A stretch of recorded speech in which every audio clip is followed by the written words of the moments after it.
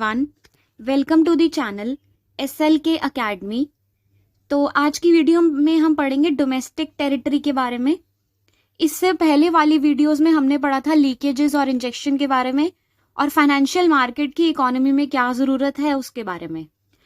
उसकी detailed video के लिए ऊपर आई बटन आ जाएगा, वहाँ आप जा सकते हो। उसमें हमने स्टॉक एंड फ्लो की बात भी करी थी और डिटेल्ड नोट्स के लिए इंस्टाग्राम की आईडी नीचे डिस्क्रिप्शन में है, वहाँ आप मुझे फॉलो करोगे, आपको सारे चैप्टर के वीडियो वाइज नोट्स मिल जाएंगे। एक चैप्टर की जितनी भी वीडियो हैं, हर वीडियो के हिसाब से वहाँ पे मैं साथ साथ नोट्स डाल देती हूँ, वहाँ आपको नोट्स मिल जाएंगे। और आज की वीडियो के डोमेस्टिक टेरिटरी के लिए, domestic territory means the political boundaries of a country. एक देश की जो पॉलिटिकल बाउंड्रीज हैं उसे कहते हैं डोमेस्टिक टेरिटरी। अब इसकी जो भी डेफिनेशन है, जो भी कुछ है, वो मैं इंस्टा पे डाल दूंगी, वो आप देख लेना। फिलहाल मैं आपको इसका मतलब बताती हूँ, ध्यान से सुनना जो मैं कह रही हूँ। बहुत ही इंपॉर्टेंट है ये टॉपिक और बहुत ही इजी है अगर ध्यान से सुन लोगे जो मैं कह रही हूँ तो डोमेस्टिक टेरिटरी का मतलब होता है, जब भी डोमेस्टिक टेरिटरी की बात करेंगे तो हम देखेंगे धरती। क्या देखेंगे? धरती। जिस धरती पर पैसा कमाया जा रहा है वो है डोमेस्टिक टेरिटरी। अगर पैसा इंडिया की धरती पर कमाया जा रहा है तो इंडिया की डोमेस्टिक टेरिटरी में आएगा। अगर पैसा यूएस की धरती पर कमाया जा रहा है तो यूएस की डोमेस्टिक टेरिटरी में आएगा। कहीं का भी बंदा हो, अगर वो यूएस में पैसा कमा रहा है, यूएस की धरती पर पैसा कमा रहा है, तो वो यूएस की डोमेस्टिक टेरिटरी में आएगा। ऐसे ही कहीं का भी, दुनिया में कहीं का भी बंदा हो, अगर वो इंडिया की धरती पर पैसा कमा रहा है तो वो इंडिया की डोमेस्टिक टेरिटरी में आएगा। ठीक है, अब इसका एक एग्जांपल बताती हूँ। जैसे कि एक ये इंडिया है और ये यूएस है। ठीक है, यूएस का एक प्रोफेसर इंडिया में आकर पैसा कमा रहा है, इंडिया में आकर पढ़ा रहा है। ऑब्वियसली पैसा कमाएगा तो कोई काम भी करेगा। तो प्रोफेसर है, इंडिया में आकर पढ़ा रहा है और पैसा कमा रहा है। तो पैसा कहाँ कमा रहा है? इंडिया की कौन सी धरती पर? इंडिया की धरती पर। तो इंडिया की डोमेस्टिक टेरिटरी में आएगा वो। भले यूएस का प्रोफेसर हो, मगर पैसा कहाँ कमा रहा है? इंडिया की धरती पर कमा रहा है, इसलिए इंडिया की डोमेस्टिक टेरिटरी में आएगा। ठीक है, भले यूएस का प्रोफेसर हो, पर क्योंकि इंडिया की धरती पर कमा रहा है इसलिए इंडिया की डोमेस्टिक टेरिटरी है। इसके कुछ एक्सेप्शंस भी हैं, वो एक्सेप्शंस भी मैं समझा दूंगी, वो भी बहुत इजी है। अभी आप ये समझो, पैसा जिस धरती पर कमाया जा रहा है वो डोमेस्टिक टेरिटरी में आएगा। अब एक और एग्जांपल, जैसे कि ऑस्ट्रेलिया। ये ऑस्ट्रेलिया है, ये ऑस्ट्रेलिया है और ये है फ्रांस।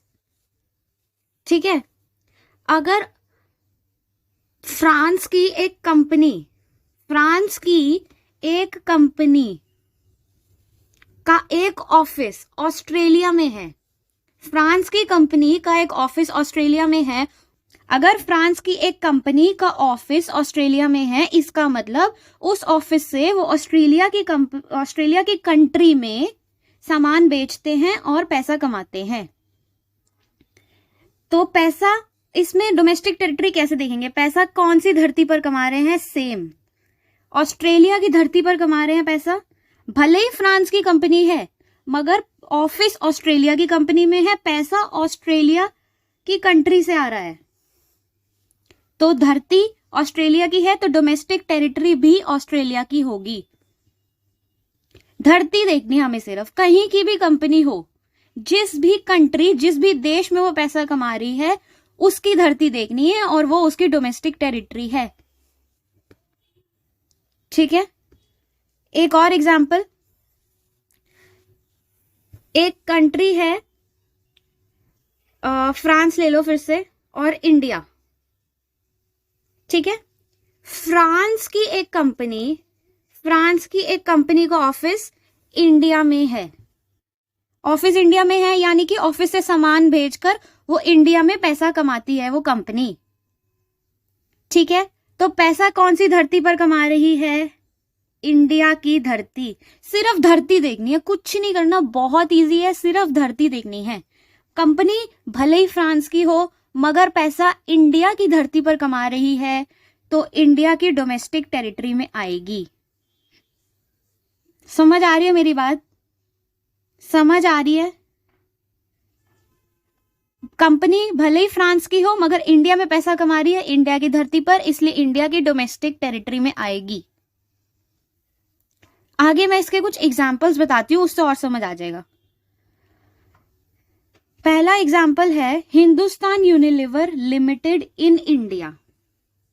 क्वेश्चन क्या है? Classify each of the following as included in domestic territory और नॉट। इनमें से कौन सा, इन एग्जाम्पल्स में से कौन सी डोमेस्टिक टेरिटरी में इंक्लूडेड है और कौन सा नहीं है? क्या डोमेस्टिक टेरिटरी में इंक्लूडेड है और क्या नहीं है? ठीक है, तो Hindustan Unilever limited in India. Hindustan Unilever, भले हिंदुस्तान लिखा है मगर ध्यान रखना हिंदुस्तान यूनिलीवर का क्वेश्चन आता है पेपर में। क्यों? क्योंकि हिंदुस्तान लिखा है, लोगों को लगता है कि इंडिया की, हिंदुस्तान की कंपनी है, मगर हिंदुस्तान यूनिलीवर हिंदुस्तान की कंपनी नहीं है, ब्रिटिश की कंपनी है, वो ब्रिटिश कंपनी है। हिंदुस्तान यूनिलीवर हिंदुस्तान की कंपनी नहीं है, ब्रिटिश की कंपनी है। तो अगर Hindustan Unilever in India, Hindustan Unilever का अगर एक ऑफिस इंडिया में है, हमारी धरती पर है, हमारी धरती, इंडिया की धरती से पैसा कमा रहा है। कौन सी धरती पर पैसा कमा रहा है? कंपनी कहाँ की है हमें कोई फर्क नहीं पड़ता, कहीं की भी हो, भले ही ब्रिटिश की हो, मगर कौन सी धरती पर पैसा कमा रहा है? इंडिया की धरती पर पैसा कमा रही है वो कंपनी, तो इंडिया की डोमेस्टिक टेरिटरी में आएगी। इंडिया की धरती पर पैसा कमा रही है, इंडिया की डोमेस्टिक टेरिटरी में आएगी। सो वील से यस, वील से yes, it is included in domestic territory of India. ठीक है, अगला देखो, state bank of India. State bank कहाँ का है? इंडिया का है, मगर है कहाँ पे? लंदन में। इंडिया का स्टेट बैंक का एक ऑफिस लंदन में है, तो वो लंदन से पैसा कमा रहा है। धरती किसकी है? लंदन की। लंदन से पैसा कमा रहा है, धरती लंदन की है। धरती लंदन की है तो डोमेस्टिक टेरिटरी भी लंदन की हुई। अगर डोमेस्टिक टेरिटरी लंदन की है तो इंडिया की वो डोमेस्टिक टेरिटरी में नहीं आएगा। जिस धरती पर पैसा कमाया जा रहा है, किस धरती पर पैसा कमा रहे हैं इस केस में? लंदन की धरती पर। लंदन की धरती पर पैसा कमा रहे हैं तो लंदन की डोमेस्टिक टेरिटरी में आएगा, ये इंडिया की डोमेस्टिक टेरिटरी में नहीं आएगा। सिर्फ और सिर्फ धरती देखनी है। लंदन की धरती है, लंदन की डोमेस्टिक टेरिटरी। इंडिया की धरती है, इंडिया की डोमेस्टिक टेरिटरी। अगर लंदन की डोमेस्टिक टेरिटरी है तो इंडिया की डोमेस्टिक टेरिटरी नहीं है, no. Answer to this is no. ठीक है, अगला, कंपनी ऑफ पतंजलि। कंपनी नहीं है, सॉरी, ये ऑफिस कर लेना इसको। क्वेश्चन में मैंने थोड़ा गलत लिख दिया था, ऑफिस कर लेना। Office of Patanjali in USA. अब पतंजलि कहाँ की कंपनी है? इसके लिए ये पता होना चाहिए कि कहाँ की कंपनी है, इंडिया की है या नहीं है। क्यों? क्योंकि हम डोमेस्टिक टेरिटरी ऑफ इंडिया में आती है या नहीं आती है ये पूछ रहे हैं, इसलिए हमें ये जानना है कि कंपनी जो है वो इंडिया की है या नहीं है, ये जानना भी बहुत जरूरी है। ठीक है, पतंजलि कहाँ की कंपनी है? इंडिया की कंपनी है। पतंजलि इंडिया की कंपनी है, मगर ऑफिस कहाँ पर है? अभी हम कहाँ की बात कर रहे हैं? Office of Patanjali in US. Patanjali India की कंपनी है मगर उसका एक ऑफिस यूएसए में है, तो इंडिया की कंपनी यूएसए में पैसा कमा रही है। धरती यूएसए की है, धरती यूएसए की है तो डोमेस्टिक टेरिटरी भी यूएसए की है, तो वो इंडिया की डोमेस्टिक टेरिटरी में नहीं आएगा। इंडिया की डोमेस्टिक टेरिटरी में नहीं आएगा, नो। क्योंकि धरती यूएस की है तो डोमेस्टिक टेरिटरी भी यूएस की है, तो इंडिया की डोमेस्टिक टेरिटरी में नहीं आएगा। ठीक है, अगला, office of Samsung in India. Samsung India की कंपनी है? नहीं है, सैमसंग साउथ कोरिया की कंपनी है। हमें यह जानना है कि इंडिया की कंपनी है या नहीं है। हो सकता है ये ना पता हो कि कहाँ की कंपनी है, अगर इंडिया की नहीं है तो चलेगा, मगर हमें ये जानना है कि इंडिया की कंपनी है या नहीं है। बस ये जान लो कि हमारा ये जानना बहुत जरूरी है कि एक कंपनी इंडिया की है या नहीं है। ठीक है। Office of Samsung in India, Samsung का ऑफिस इंडिया में, सैमसंग इंडिया की कंपनी नहीं है मगर उसका ऑफिस कहाँ है? इंडिया में। कौन सी धरती पर पैसा कमा रहा है भाई सैमसंग? इंडिया की धरती पर। अगर इंडिया की धरती पर पैसा कमा रहा है तो इंडिया की डोमेस्टिक टेरिटरी में आएगा या नहीं आएगा? आएगा। जिसकी धरती उसकी डोमेस्टिक टेरिटरी, जिसकी धरती उसकी डोमेस्टिक टेरिटरी। रिलायंस, रिलायंस कहाँ की कंपनी है? इंडिया की कंपनी है। रिलायंस इंडस्ट्रीज इन जर्मनी, मगर इंडिया की रिलायंस कंपनी है तो रिलायंस कंपनी का एक ऑफिस जो है वो जर्मनी में है। ऑफिस कहाँ है? जर्मनी में। तो पैसा कहाँ से, किस धरती पर कमा रहे हैं? यहाँ पे पैसा कमाया जा रहा है जर्मनी की धरती पर। किसकी धरती पर? जर्मनी की धरती पर। तो अगर धरती जर्मनी की है, डोमेस्टिक टेरिटरी भी जर्मनी की है, तो इंडिया की डोमेस्टिक टेरिटरी में वो नहीं आएगा। No, answer is no. ये चीजें समझ आ रही है? जिसकी धरती उसकी डोमेस्टिक टेरिटरी।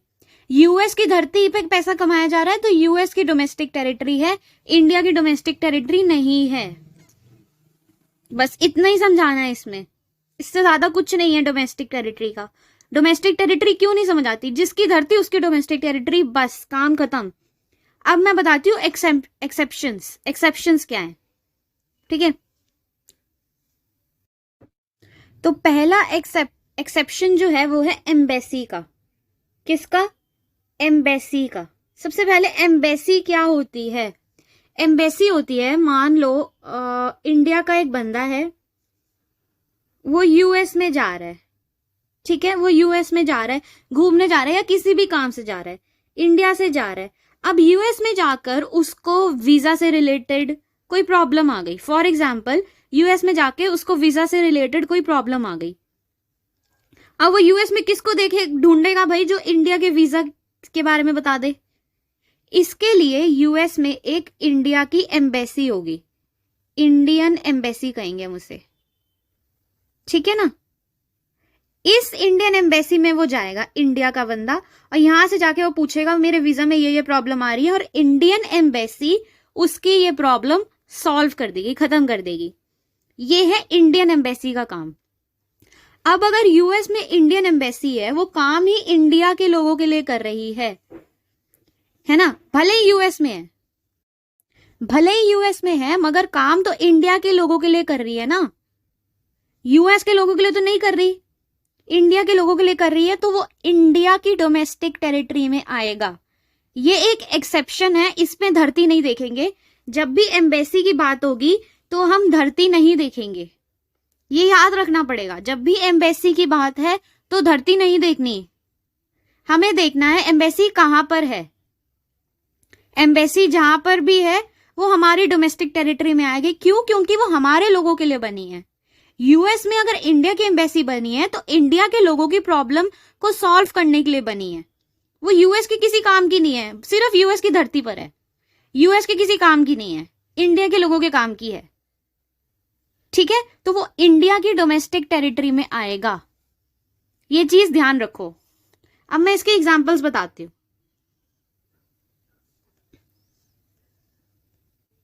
ठीक है, तो पहला एग्जांपल है एम्बेसी ऑफ यूके। ध्यान से सुनना, एम्बेसी ऑफ यूके। सबसे पहले तो अभी हम सिर्फ जगह की बात कर रहे हैं, इसमें कौन से लोग काम करते हैं उसकी बात मैं अभी बाद में करूंगी। कौन से लोग काम कर रहे हैं उस एम्बेसी में, उसकी बात मैं बाद में करूंगी। अभी मैं इतना बता रही हूं कि वो डोमेस्टिक टेरिटरी में आएगी या नहीं आएगी। एम्बेसी ऑफ यूके, एम्बेसी कहाँ की है? यूके की, इन इंडिया।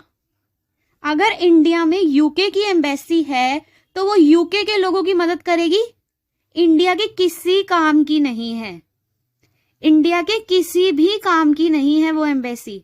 क्यों? क्योंकि वो यूके की एम्बेसी है, यूके के लोगों की मदद करेगी।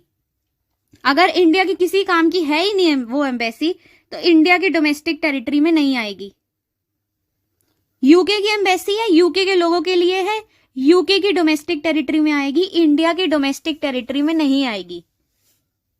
ठीक है जी, हमें यह देखना है वो किसके लिए है, किसके काम की है और किसके काम की नहीं है। यूके की एम्बेसी यूके के लोगों के काम की है, इंडिया के काम की नहीं है, इंडिया की डोमेस्टिक टेरिटरी में नहीं आएगी। बात खत्म। अब अगला है एम्बेसी ऑफ इंडिया। एम्बेसी कहाँ की है? इंडिया की, मगर जर्मनी में है। अब अगर इंडिया की एम्बेसी जर्मनी में है, भले ही जर्मनी में है मगर एम्बेसी इंडिया की है, तो इंडिया के लोगों के काम की है। भले ही एम्बेसी जर्मनी में है मगर इंडिया की एम्बेसी है जर्मनी में, तो इंडिया के लोगों के काम आएगी वो एम्बेसी, जर्मनी के लोगों के काम की नहीं है वो एम्बेसी। क्यों? क्योंकि इंडिया की एम्बेसी है, जर्मनी में भी इंडिया के लोगों की ही प्रॉब्लम को वो देखेगी, जर्मनी में भी इंडिया के लोगों की प्रॉब्लम को देखेगी। इंडिया की एम्बेसी है, इंडिया की डोमेस्टिक टेरिटरी में आएगी, हमारे इंडिया के काम की है। ठीक है, एम्बेसी, अब देखो, अब मैंने बदल दिया question. Embassy of France in Germany किसकी डोमेस्टिक टेरिटरी में आएगी? ये एम्बेसी ऑफ फ्रांस, एम्बेसी किसकी है? फ्रांस की है, मगर है कहां पर? जर्मनी में। फ्रांस की एम्बेसी अगर जर्मनी में है तो वो जर्मनी के किस काम की? फ्रांस की एम्बेसी है ना, सिर्फ फ्रांस के लोगों को ही देखेगी, जर्मनी में रहकर भी वो सिर्फ फ्रांस के लोगों को ही देखेगी। अगर जर्मनी में रहकर भी एक एम्बेसी सिर्फ फ्रांस के लोगों को ही देख रही है तो जर्मनी के किस काम की है कि नहीं? तो जर्मनी की डोमेस्टिक टेरिटरी में वो नहीं आएगी, ये आएगी फ्रांस की डोमेस्टिक टेरिटरी में। ठीक है, एम्बेसी कहाँ की है सिर्फ ये देखना है, जहां की एम्बेसी है उसकी डोमेस्टिक टेरिटरी में, सिंपल शब्दों में जहां की एम्बेसी है उसकी डोमेस्टिक टेरिटरी में वो आएगी। जिस भी देश की एम्बेसी है, जिस भी देश की एम्बेसी है वो उसकी डोमेस्टिक टेरिटरी में ही आएगी, भले ही वो दुनिया के किसी कोने में पहुंच जाए। इंडिया की एम्बेसी है अगर देश के किसी भी कोने में, तो वो इंडिया की डोमेस्टिक टेरिटरी में ही आएगी। यूके की एम्बेसी है अगर देश के किसी भी कोने में, तो वो यूके की डोमेस्टिक टेरिटरी में ही आएगी। ठीक है, last, embassy of UK in Spain. अब इसका जवाब आप देने लायक हो सकते हो। एम्बेसी कहाँ की है? यूके की, भले ही स्पेन में है मगर यूके की है, तो स्पेन में भी वो यूके के लोगों की मदद करेगी, तो स्पेन के किसी काम की नहीं है, स्पेन की डोमेस्टिक टेरिटरी में नहीं आएगी। एम्बेसी कहाँ की है? यूके की, यूके की डोमेस्टिक टेरिटरी में ही आएगी। ठीक है जी, समझ आ रहा है? ऐसे ही कॉन्सुलेट्स, कॉन्सुलेट्स भी सेम है। कॉन्सुलेट्स क्या होता है? अगर मैं इंडिया से, इंडिया को रिप्रेजेंट, इंडिया से जा रही हूं यूएस में, इंडिया को रिप्रेजेंट करने, यानी यूएस को ये बताने कि इंडिया के साथ ट्रेड करके उनके क्या क्या फायदे होंगे। इंडिया से जा रही हूं, यूएस में जा रही हूं, यूएस को ये बताने कि इंडिया के साथ ट्रेड करके यूएस को क्या क्या फायदे होंगे, तो मैं कॉन्स्यूल हूं और वहां पे यूएस में मेरे लिए खास जगह होगी, क्योंकि मैं इंडिया से जा रही हूँ यूएस में जा रही हूँ, यूएस में मेरे रहने के लिए खास जगह होगी, उस जगह को हम कहेंगे कॉन्सुलेट्स। कॉन्सुलेट्स में कॉन्स्यूल्स रहते हैं। कॉन्स्यूल्स वो होते हैं जो एक देश से दूसरे देश में जाते हैं अपने देश को रिप्रेजेंट करने, अपने देश की खासियत बताने के लिए।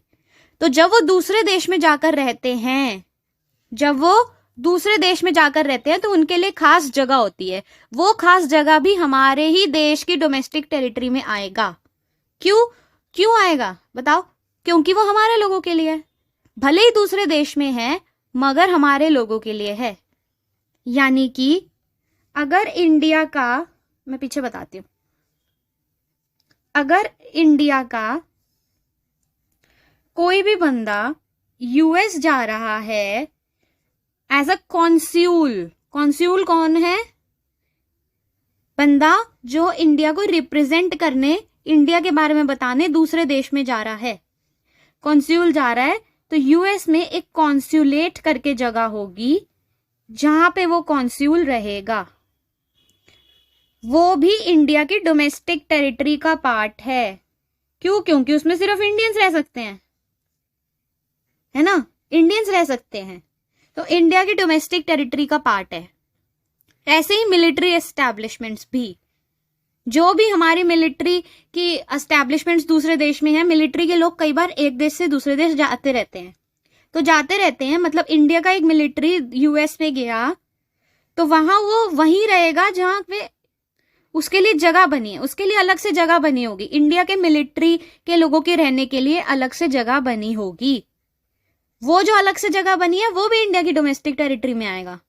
यानी कि भले ही दूसरे देश में हो, मगर उस देश में जो जो भी जगह हमारे लिए बनी है, जहां हम लोग रहते हैं, कॉन्सुलेट्स, मिलिट्री रहती है, कॉन्सुलेट्स और मिलिट्री रहती है, वो भी इंडिया की डोमेस्टिक टेरिटरी में ही आएगा। ठीक है, अब आगे और क्या एक्सेप्शन है? एक्सेप्शन है ships and aircraft. Ships and aircraft, इसको हम कहते हैं ships and aircraft owned and operated by Indians. यानी कि वो शिप्स या वो एयरक्राफ्ट जिनका ओनर भी इंडियन है। ठीक है, ओनर भी कौन है? इंडियन है, और ऑपरेट भी वो शिप चल रही है, उसको जो देखने का ऑपरेशन का काम होता है वो भी एक इंडियन ही कर रहा है।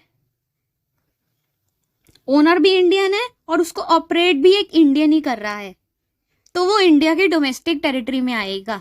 भले ही वो इंटरनेशनल वाटर में चल रही हो वो शिप, भले ही, भाई ऑब्वियसली देखो ना, अगर मुझे इंडिया से यूएस जाना है, ठीक है ना, तो ये इंटरनेशनल वाटर्स में ही जाओगे ना, हमारे देश के बाहर का पानी हमारे देश के पानी में तो नहीं आएगा।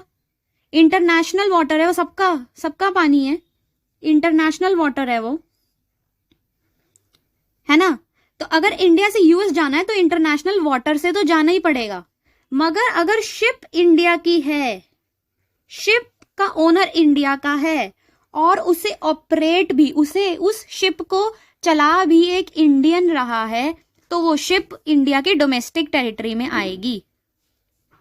इस शिप को या सेम एक एरोप्लेन के साथ है, उस शिप को या उस एरोप्लेन को अगर एक इंडियन चला रहा है तो वो इंडिया की डोमेस्टिक टेरिटरी में आएगा। इंडिया से यूएस जा रहा है एक प्लेन, तो जो बीच की जगह है इंडिया से यूएस की, ये जो बीच की जगह है ये तो इंडिया के अंदर नहीं आती ये जगह, मगर क्योंकि वो एयरप्लेन एक इंडियन चला रहा है और उसका ओनर भी एक इंडियन है, तो वो इंडिया की डोमेस्टिक टेरिटरी में आएगा।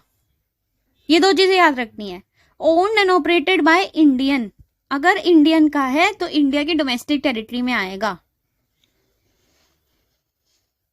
अब मैं इसके एग्जाम्पल्स बताती हूँ। Ships operated by residents of India, India में जो रहने वाला बंदा है वो उसका ओनर है।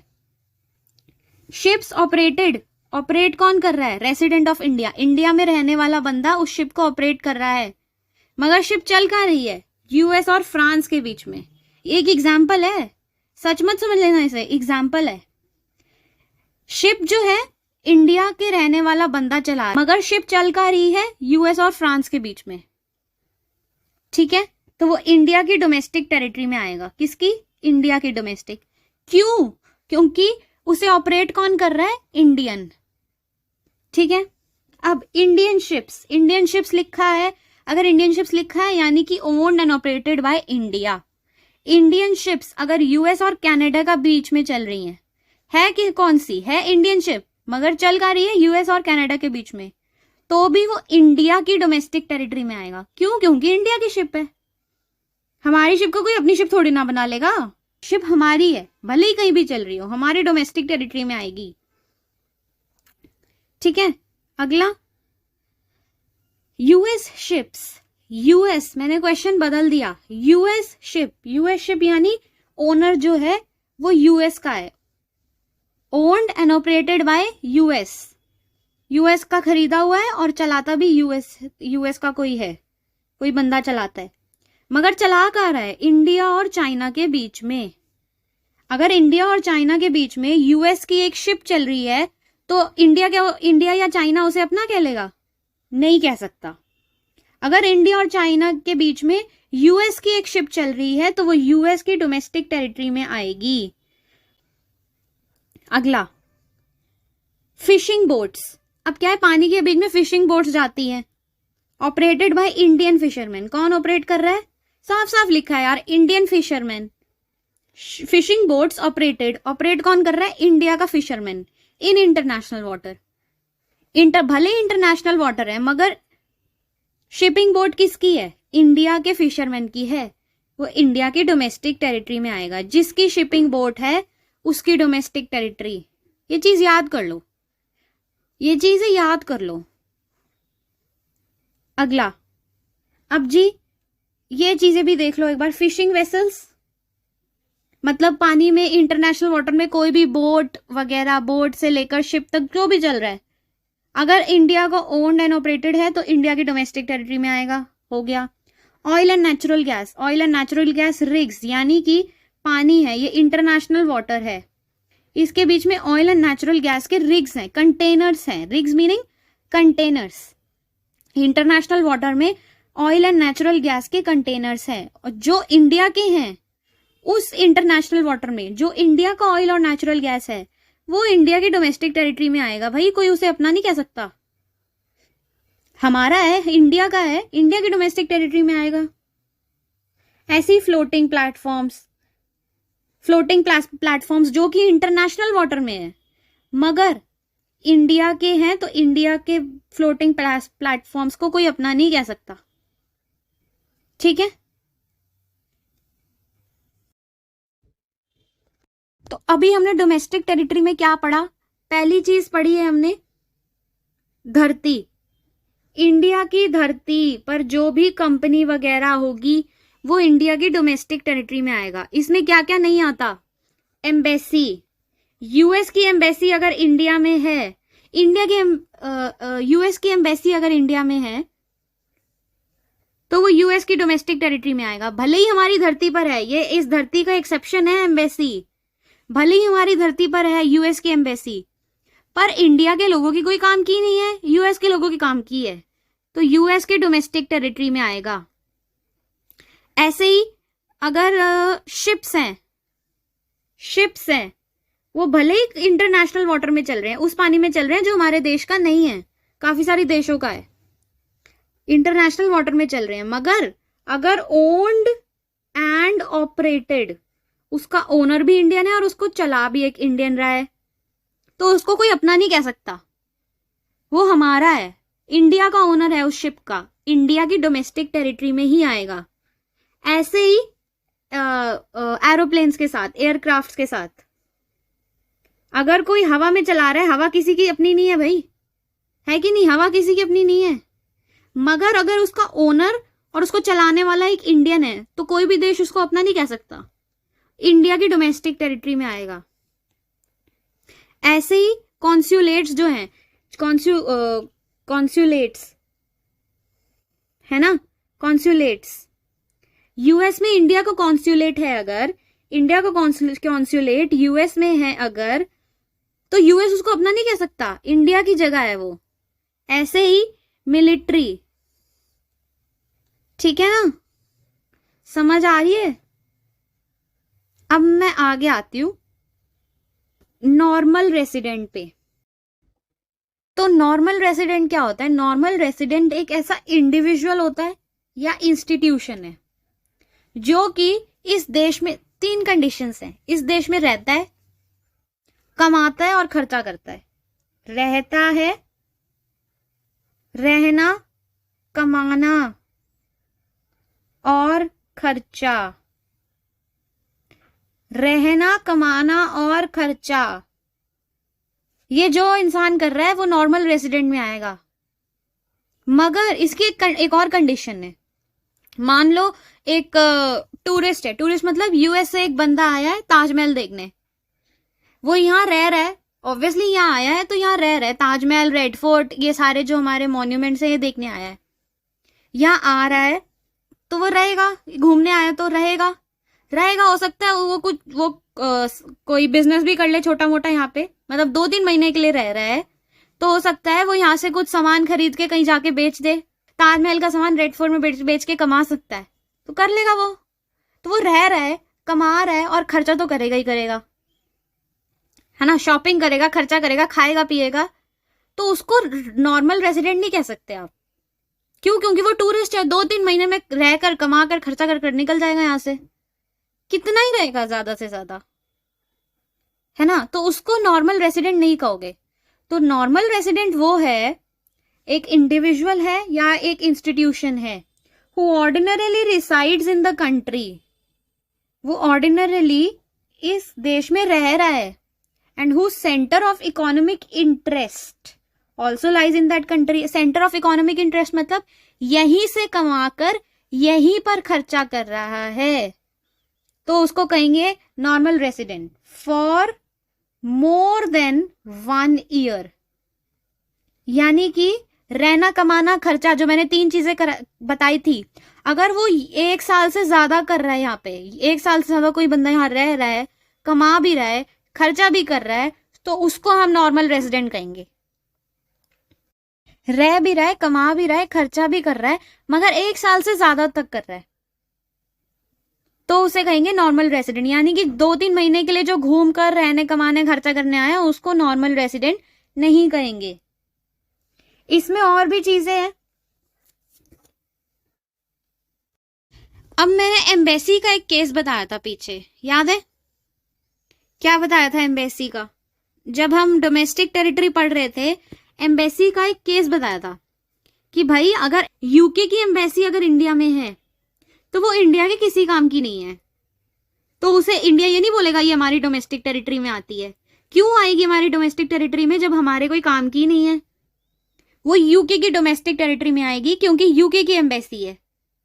जिसकी एम्बेसी उसकी डोमेस्टिक टेरिटरी, रट लो इसको, रट लो। जिसका कॉन्सुलेट उसकी डोमेस्टिक टेरिटरी, जिसकी मिलिट्री एस्टैब्लिशमेंट उसकी डोमेस्टिक टेरिटरी, रट लो, याद कर लो, जरूरत ही ना पड़े। तो अगर यूके की एम्बेसी इंडिया में है, इंडिया की किसी काम की नहीं है, इंडिया की डोमेस्टिक टेरिटरी में नहीं आएगी। अब देखते हैं उसमें काम कौन कर रहा है। हो सकता है यूके की एम्बेसी इंडिया में है तो एक इंडियन काम कर रहा हो वहां पे, हो सकता है कि नहीं हो सकता, मगर वो रेसिडेंट इंडिया का नहीं कहलाएगा, ठीक है ना। यूके की एम्बेसी है इंडिया में, किसकी डोमेस्टिक टेरिटरी में आएगी? यूके की डोमेस्टिक टेरिटरी में आएगी, है कि नहीं। तो अब हो सकता है इस यूके की एम्बेसी में एक इंडिया का एक बंदा काम कर रहा हो, तो वो इंडिया का नॉर्मल रेसिडेंट नहीं कहलाएगा। क्यों नहीं कहलाएगा? तो अगर इंडिया का एक बंदा जो यूके की एम्बेसी में काम कर रहा है, वो यूके की एम्बेसी में कोई गड़बड़ कर देता है काम में, है ना, यूके की एम्बेसी में कोई गड़बड़ कर देता है काम में, तो उसको जो भी पनिशमेंट मिलेगी वो यूके के लॉस के हिसाब से मिलेगी। भाई वो यूके की एम्बेसी में काम कर रहा है, हमारा क्या हक है हम उसको पनिशमेंट दे? इंडिया में है, भले ही इंडिया में है यूके की एम्बेसी, है कि नहीं, भले ही इंडिया में है यूके की एम्बेसी, मगर यूके की एम्बेसी है तो यूके के रूल्स फॉलो होंगे उस एम्बेसी में। उस एम्बेसी में जो भी काम करेगा, भले इंडिया का हो, यूके का हो, कोई भी हो, वो यूके के नॉर्मल रेसिडेंट कहलाया जाएगा। यूके का एम्बेसी के दरवाजे अलग होते हैं, जैसे ही एम्बेसी का दरवाजा बंद हो गया वो नॉर्मल रेसिडेंट हमारा है ही नहीं। जो बंदा घुस गया एम्बेसी में वो हमारा नॉर्मल रेसिडेंट नहीं है, वो वहीं का नॉर्मल रेसिडेंट है, उसी देश का जिस देश की एम्बेसी है। क्योंकि वो कुछ गलत कर देता है तो उसको वही देश पनिशमेंट देगा, है कि नहीं। ये तो नहीं है ना, मान लो यूके की एम्बेसी है और कोई बंदा बहुत अच्छा परफॉर्म कर रहा है, इंडिया में है यूके की एम्बेसी मगर कोई बंदा बहुत अच्छा परफॉर्म कर रहा है, तो इंडिया बोलेगा कि चलो भाई इसको प्रमोट कर देते हैं। क्यों? हम कौन होते हैं बोलने वाले? जब एम्बेसी यूके की, डोमेस्टिक टेरिटरी यूके के में आती है, तो हम क्या बोले? यूके खुद डिसाइड करेगा। तो भाई जिसकी एम्बेसी है वो बंदा उसी कंट्री का नॉर्मल रेसिडेंट है, ठीक है। यानी कि भले यूके की एम्बेसी इंडिया में है, मगर अगर कोई इंडियन काम कर रहा है तो वो यूके का नॉर्मल रेसिडेंट कहलाया जाएगा। मैं यही समझाने की कोशिश कर रही हूँ इतनी देर से, ठीक है। ऐसी एक और एग्जांपल देती हूं मैं। मान लो फ्रांस की एम्बेसी है इंडिया में। एम्बेसी किसकी है? फ्रांस की। ठीक है, जिसकी एम्बेसी उसकी डोमेस्टिक टेरिटरी, फ्रांस की डोमेस्टिक टेरिटरी में आएगी फ्रांस की एम्बेसी। तो अगर फ्रांस की एम्बेसी में कोई इंडियन काम कर रहा है, इंडियन काम कर रहा है, तो वो फ्रांस का नॉर्मल रेजिडेंट कहलाया जाएगा। फ्रांस का नॉर्मल रेजिडेंट कहलाया जाएगा, याद रखना। अगर एम्बेसी उसकी, डोमेस्टिक टेरिटरी उसकी, तो नॉर्मल रेजिडेंट भी उसी का कहलाया जाएगा। ठीक है ना?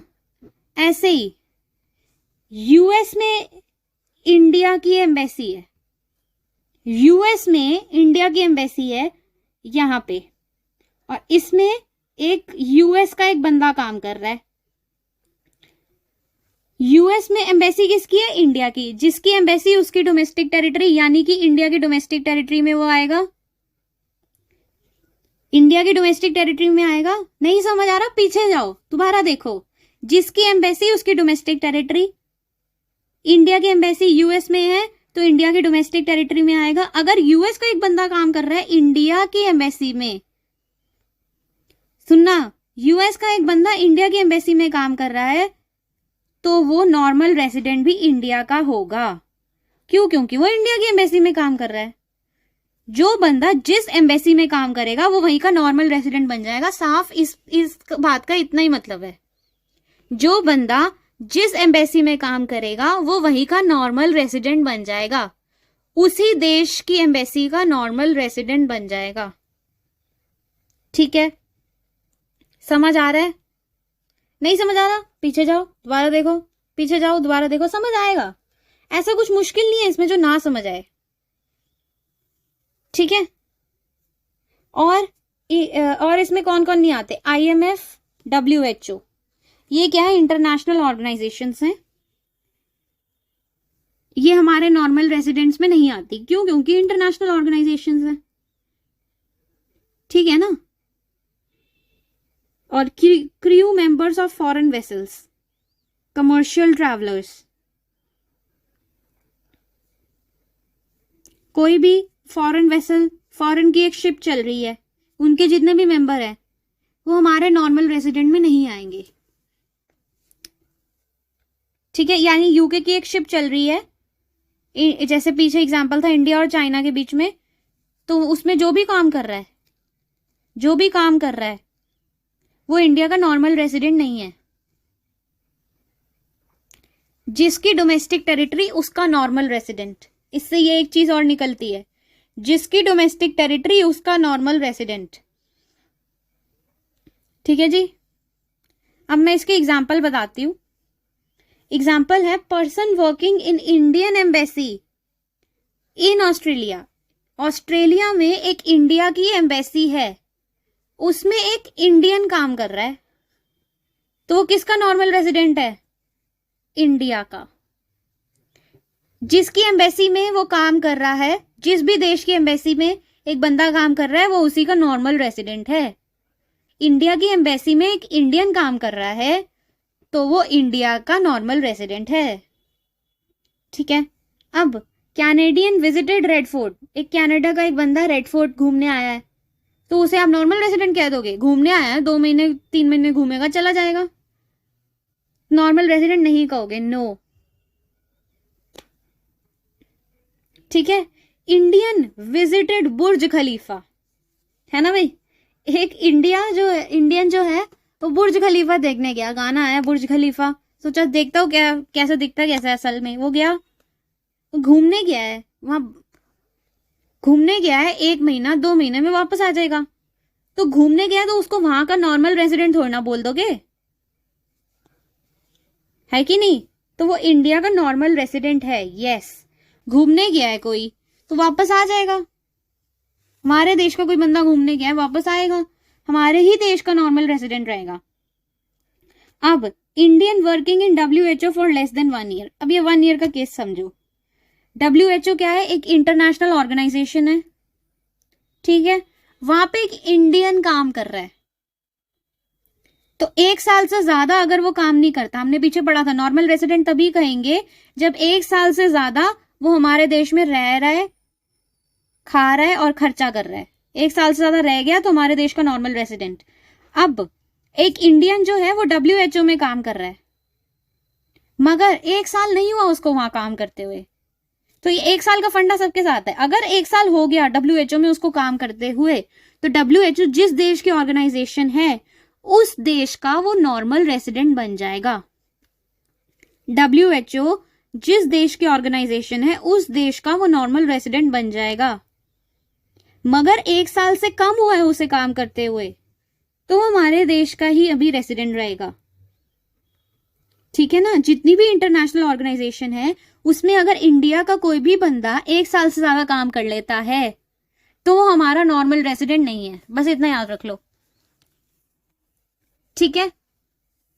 Indian working in UNO for more than 1 year.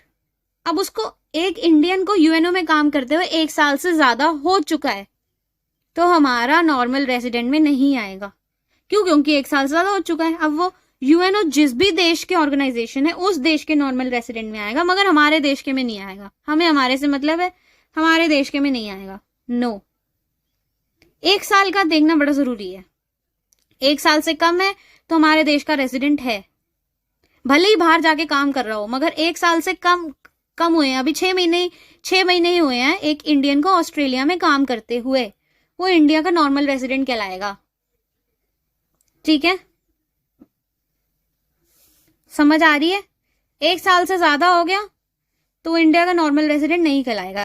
इस चैप्टर को मैंने बड़े अच्छे से आपके दिमाग में घुसाने की कोशिश करी है। सबसे पहले हमने पढ़ा डोमेस्टिक टेरिटरी के बारे में। भाई, जिसकी धरती उसकी डोमेस्टिक टेरिटरी।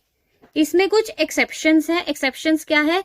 जिसकी एम्बेसी उसकी डोमेस्टिक टेरिटरी, जिसकी एम्बेसी, जिसका प्लेन, जिसकी शिप, जिसकी कॉन्सुलेट, जिसकी मिलिट्री एस्टैब्लिशमेंट। 5 चीजें हैं। Plane, ship, embassy, consulates, military establishment. ये 5 चीजें याद कर लो। जिस भी देश की ये 5 चीजें हैं वो उसकी डोमेस्टिक टेरिटरी में आएगा। बस इसके अलावा आपने हर चीज में धरती देखनी है। जिसकी धरती उसकी डोमेस्टिक टेरिटरी। ठीक है। नॉर्मल रेसिडेंट की बात करी जाए, हमारे देश में जो भी रहता है, कमाता है और खर्चा करता है, 1 साल से ज्यादा जो भी बंदा, 1 साल से ज्यादा जो भी बंदा ये काम करता है, प्लस 1 ईयर जो भी बंदा ये काम करता है, वो हमारे देश का नॉर्मल रेसिडेंट कहलाया जाएगा। जो नहीं करता है वो नहीं कहलाया जाएगा। इसमें भी एम्बेसी के केस में, अगर इंडिया की एम्बेसी US में है, कहां पर? US में इंडिया की एम्बेसी है, ये एम्बेसी इंडिया की है और इसमें US का एक बंदा काम कर रहा है, तो वो इंडिया का नॉर्मल रेसिडेंट कहलाया जाएगा। भले ही बंदा US का है, मगर वो कुछ गड़बड़ कर देगा तो इंडिया के रूल्स उस पर अप्लाई होंगे, तो इंडिया का नॉर्मल रेसिडेंट कहलाया जाएगा। समझ आ रही है? मुश्किल नहीं है ये समझना। It's easy, it's very easy. थोड़ा ध्यान दो, थोड़ा समझो, समझ आएगा। ठीक है। इसके नोट्स मैं इंस्टाग्राम पे डाल दूंगी। इस वीडियो को सब्सक्राइब जरूर करना। और अगली जो वीडियो है उसमें हम पढ़ेंगे ट्रांसफर और फैक्टर इनकम और पेमेंट। फैक्टर इनकम या पेमेंट, या ट्रांसफर इनकम या पेमेंट। अभी के लिए बाय बाय।